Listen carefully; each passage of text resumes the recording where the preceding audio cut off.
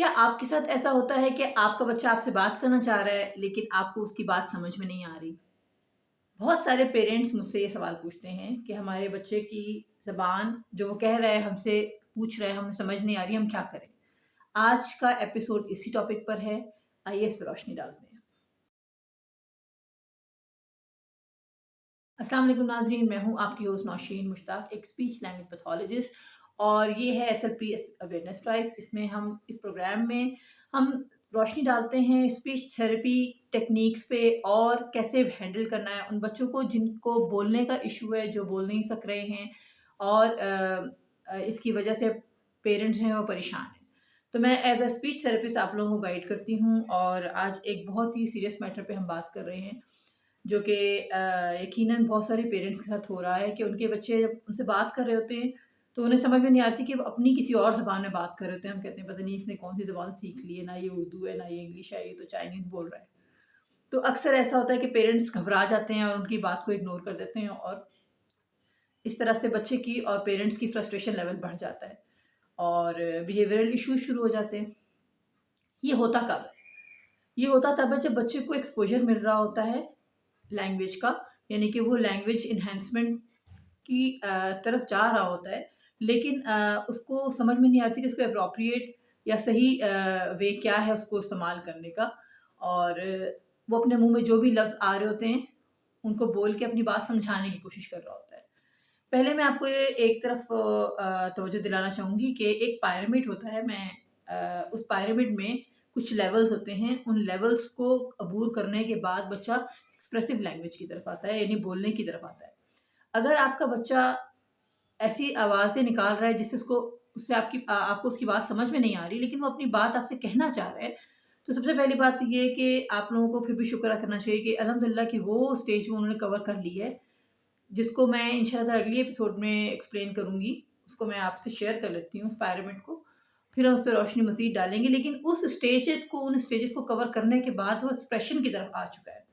अब हमने उसकी हेल्प करनी है और उसको लैंग्वेज देनी है, जिसको हम लैंग्वेज एनरिच्ड एनवायरनमेंट कहते हैं, जिनको जो मैं पहली एपिसोड्स में भी कहती रही हूँ।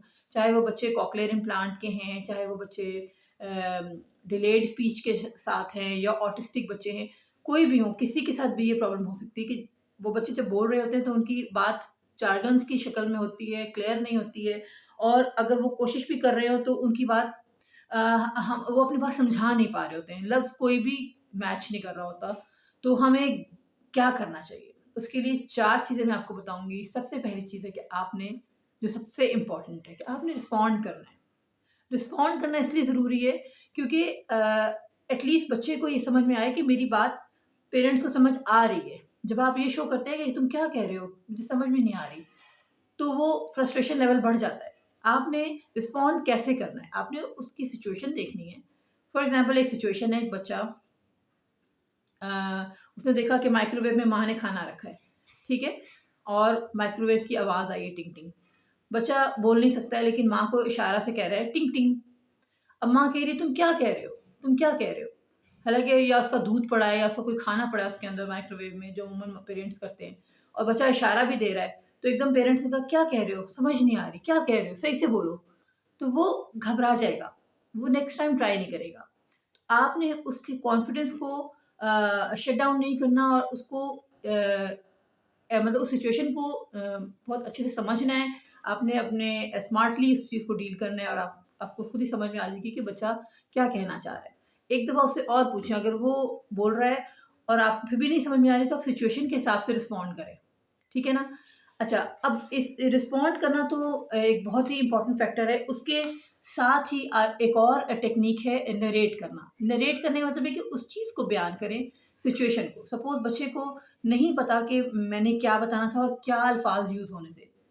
तो आपने कहना है, अगर फीडर रखा है, दूध रखा है और आपने कहा कि दूध गरम हो गया, तो आपने कहा दूधू गरम या खाना रखा हुआ है, तो खाना गरम, इस तरह करके या डन, इस तरह से कर देना इसको, ताकि उसको थोड़ा-सा इशारा मिल जाए कि मुझे इस जगह पे क्या वर्ड यूज़ करना है। आप उसको अपनी ज़बान में यूज़ कर सकते हैं, ये तो मैं आपको बोल रही हूँ। अगर आप इंग्लिश बोलते हैं, अगर आप पंजाबी बोलते हैं, पश्तो बोलते हैं, आपने जो लैंग्वेज आप उसको दे रहे हैं, आपने उसी ज़बान में उसको थोड़ा-सा बयान कर देना है उस सिचुएशन को, कि अगर वो बच्चा टिंग टिंग कह रहा है सिर्फ, तो आपने कहना है खाना गरम। तो इस तरह से आपने उस चीज़ को थोड़ा-सा बयान कर देना है।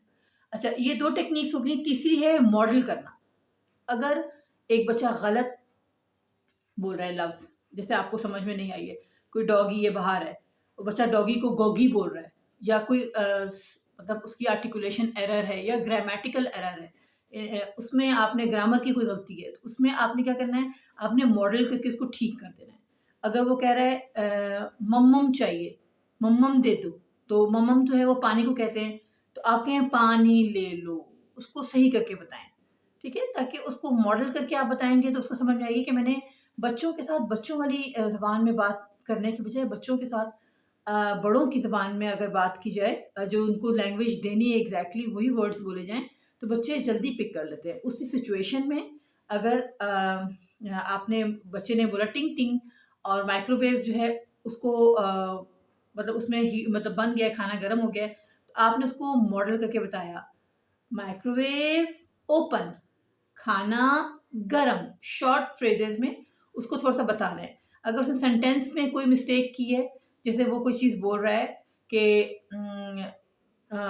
मतलब जैसे भाई रो रहा है, तो वो कह रहा है कोई ज़बान में अपनी ज़बान में बोले, तो आपने पूरा बताना है, भाई रो रहा है, या वो पानी माँग रहा है, तो पानी दे दो।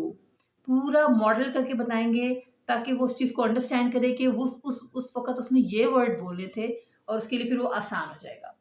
इसके अलावा आपने एक और टेक्नीक है, लास्ट टेक्नीक है ये, कि आपने बात को एक्सपैंड करना है, ठीक है ना? जैसे फॉर एग्ज़ाम्पल उसने आपसे माँगा जूस, तो उसने कहा जूस, इशारा किया सिर्फ़, तो आपने एक्सपैंड करना है, जूस दे दो, या फिर उसने कहा कि जूस दे दो और आपने इसको एक्सपैंड करना है, तो आपने कहना है ऑरेंज जूस दे दो या मैंगो जूस दे दो, तो आपने उस चीज़ को थोड़ा-सा एक्सपैंड करना है। अगर उसने बोला कार, तो आप कहेंगी कार दे दो। फिर अगर कार के साथ बड़ी भी कार पड़ी है, तो आपने कहना है छोटी कार उसको चाहिए थी, तो आपने कहना है छोटी कार दे दो। अपनी लैंग्वेज में आपने इस तरह से उसको थोड़ा-सा एक्सपैंड करना है। उसी की बात जो वो सिचुएशन में बोल रहा होगा, उसी को थोड़ा-सा बढ़ा के बोलना है। तो ये थी आज की 4 टेक्निक्स जो कि आप अपने बच्चों को दे सकते हैं, और उनकी इनरिचमेंट कर सकते हैं लैंग्वेज की, उनको माहौल दे सकते हैं, उनको सपोर्ट कर सकते हैं इस तरह से। और इंशाल्लाह मुझे उम्मीद है कि आप लोग इस चीज़ को अप्लाई करेंगे और अपने बच्चों की हेल्प करेंगे। यकीनन बच्चे जो हैं, जब आप फ्रस्ट्रेट नहीं होंगे, आप उसको उनको रिस्पॉन्ड करेंगे, आप उस चीज़ को एक्सप्लेन करेंगे, नरेट करेंगे या उसको एक्सपैंड करेंगे, तो डेफ़िनेटली बच्चा जो है उसके लिए ईज़ी हो जाएगा लैंग्वेज को लर्न करना। और नो डाउट कि स्पीच थेरेपी जो है वो बहुत, हम भी इन्हीं टेक्निक्स को करते हैं बाकी टेक्निक्स के साथ, लेकिन स्पीच थेरेपी जो है उस पे आप डिपेंड कर रहे हैं अगर, तो वो काफ़ी नहीं होगा, आपको घर पे भी अपनी एफ़र्ट्स शो करनी पड़ेंगी, ताकि आप बच्चों को थोड़ा-सा बूस्ट कर सकें और उनकी हेल्प कर सकें इस मामले में। तो अगली एपिसोड तक के लिए इजाज़त चाहती हूँ। आई होप कि ये टेक्निक्स आपके लिए यूज़फुल होंगी। कमेंट्स में ज़रूर बताइएगा कि आप लोगों ने कैसे इसको अप्लाई किया, और नेक्स्ट एपिसोड में मुलाकात होती है इंशाल्लाह। Okay, take care, bye bye.